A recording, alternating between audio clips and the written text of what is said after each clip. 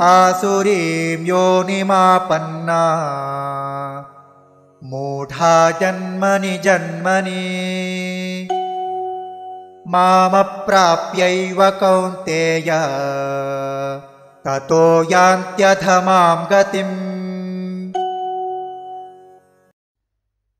आसुरीं योनिम् आपन्नाः मूढाः जन्मनि जन्मनि माम् अप्राप्य एव कौन्तेय ततः यान्ति अधमां गतिम्।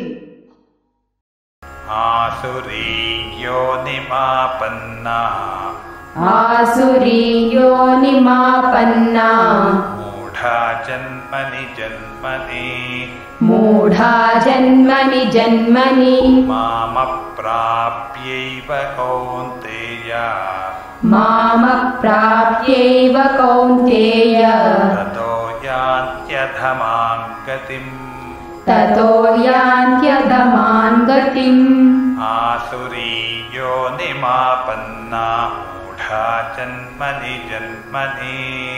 आसुरीं योनिमापन्ना मूढा जन्मनि जन्मनि मामप्राप्यैव कौन्तेय ततो यान्त्यधमां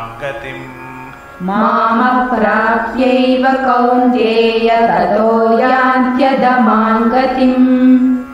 आसुरीं योनिमापन्ना मूढा जन्मनि मामप्राप्यैव कौन्तेय ततो यान्त्यधमां गतिम्। आसुरीं योनिमापन्ना मूढा जन्मनि जन्मनि मामप्राप्यैव कौन्तेय ततो यान्त्यधमां गतिम्।